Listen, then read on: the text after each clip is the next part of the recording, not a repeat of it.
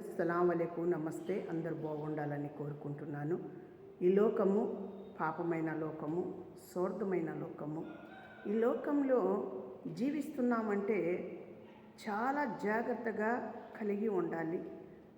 దేవుడు మార్గంలోనే మనం నడవాలి. దేవుడి మార్గంలో నడిస్తే దేవుడు ఏం చేస్తారండి?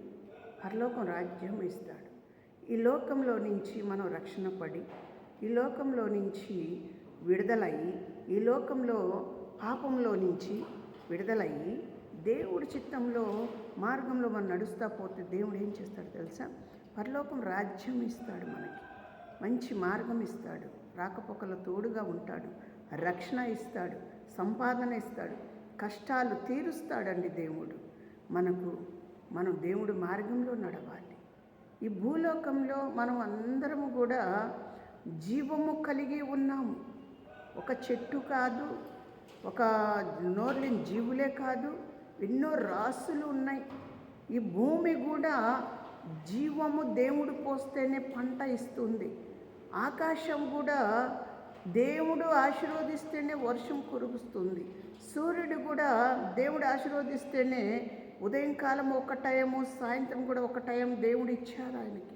ఆయన మాట దాటకుండానే నెరవేరుస్తున్నాడు. సూర్యుడు, చంద్రుడు కూడా దేవుడు మాట నిలబడి ఉన్నారు. భూమి నిలబడి ఉంది, ఆకాశం నిలబడి ఉంది.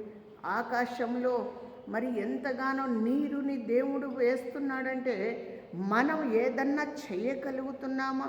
మనం ఎంత బాధలు పడతామో, ఎన్ని కష్టాలు పడతామో, ఏదన్నా బలహీనతలు వస్తే అమ్మో అయ్యో అని మనం డాక్టర్ దగ్గరికి వెళ్తాము, ఎన్నో బాధలు పడుతాము. దేవుని ప్రార్థన చేసుకొని వెళ్తే అక్కడ మనకు జరిగేది ఏంటి తెలుసా? పరమ వైద్యుడుగా దేవుడు మనకు వైద్యం చేసి నార్మల్గా ఇంటికి పంపిస్తాడు. మన కష్టాలైనా, బాధలైనా, చిక్కులైనా ఇవన్నీ కూడా దేవుడు తొలగిస్తూనే ఉంటాడు. దేవుడు మనకు తొలగిస్తూ ఉంటాడు.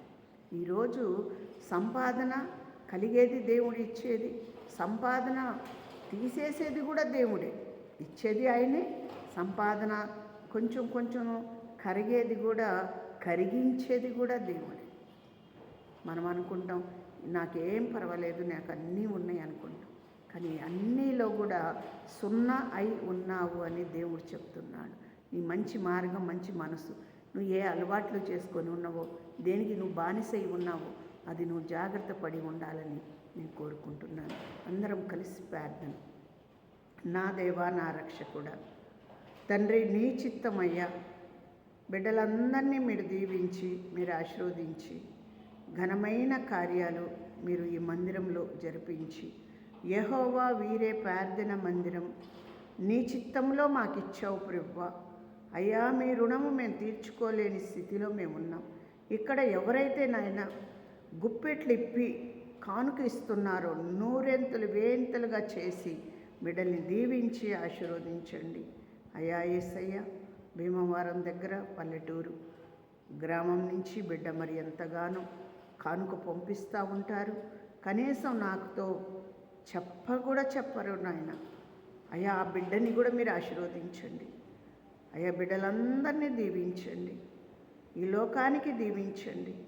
భూమి, ఆకాశం, సూర్యుడి, చంద్రుడిని కూడా మీరు దీవించండి. అయ్యా, టయానికి ఆహారము సిద్ధపాటు చేయండి, మంచి ఆరోగ్యం దయచేయండి, బిడ్డలకు దీవించండి, బలపరచండి, రాకపోకల తోడుగా ఉండండి, సహాయము దయచేయండి. ప్రతి ఖండలు, నరాల్లో ఉన్న బాధల్లో, కష్టాల్లో నుంచి విడుదల దయచేసి